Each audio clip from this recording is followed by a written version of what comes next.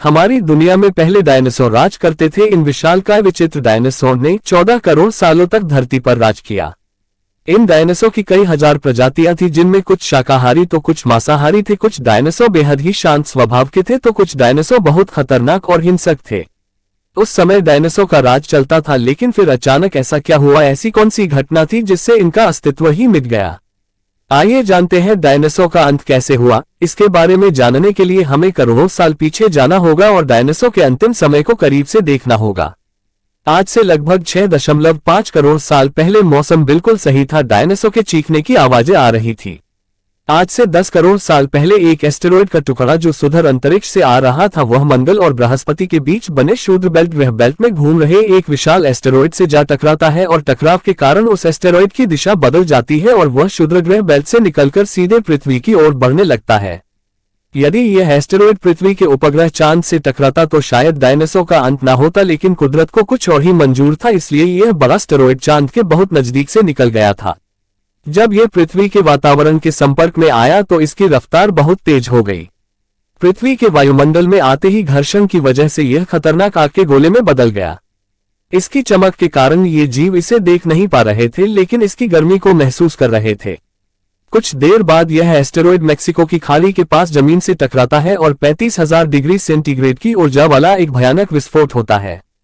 टकराव से 16 minute 40 second बाद धरती के अंदर चारों तरफ 11.1 तीव्रता की भूकंपीय तरंगें उठने लगी, जिस कारण समुद्र में विशालकाय लहरों का निर्माण हुआ और सुनामी की लहरें चारों तरफ बढ़ने लगी।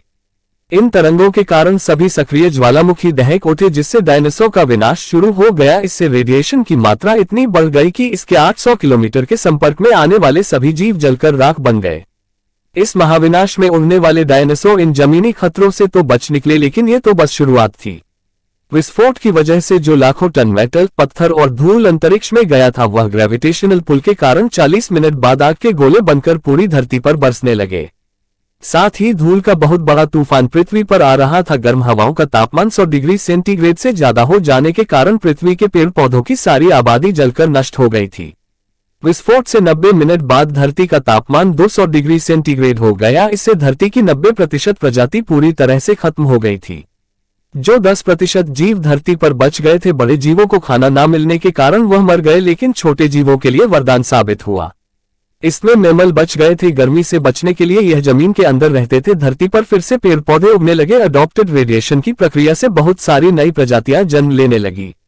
ये बंदर जैसी प्रजातियां थी। फिर समय के साथ यह सीधे खड़े होकर चलने में सक्षम थी। धरती के दो बड़े महाद्वीप एक दूसरे के पास आ गए, जिससे हिमालय पर्वतमालाएं खड़ी होने लगी। इन पर्वतमालाओं की ऊंचाई के कारण मौसम में बदलाव होने लगा। इससे गिरने वाले बर्फ से कई नदियों का निर्माण हुआ। हमारे पूर्वज कहे जाने वाले पेरोला से ही हमारे परिवार की शुरुआत हुई। यह पेड़ों पर रहते थे। बाद में ये कुछ गोरिल्ला में तो कुछ इंसानों में विकसित हुए। फिर जंगल सूख जाने से यह जमीन पर भोजन की तलाश में आ गए। फिर उन्होंने 2 पैरों पर चलना शुरू किया। फिर होमो हेबिलिस ने पत्थर को हथियार के रूप में इस्तेमाल किया। होमो इरेक्टस ने सबसे पहले आग का इस्तेमाल करना सीखा। फिर इन सभी ने बोलना सीखा। उसके बाद हम लोगों का जन्म हुआ जैसे आज हम दिखते हैं। इस आर्टिकल में डायनासोर का अंत कैसे हुआ से संबंधित डायनासोर का अंत कैसे हुआ के बारे में बताया गया है। अगर आपको यह आर्टिकल अच्छा लगा तो अपने फ्रेंड्स के साथ शेयर करें।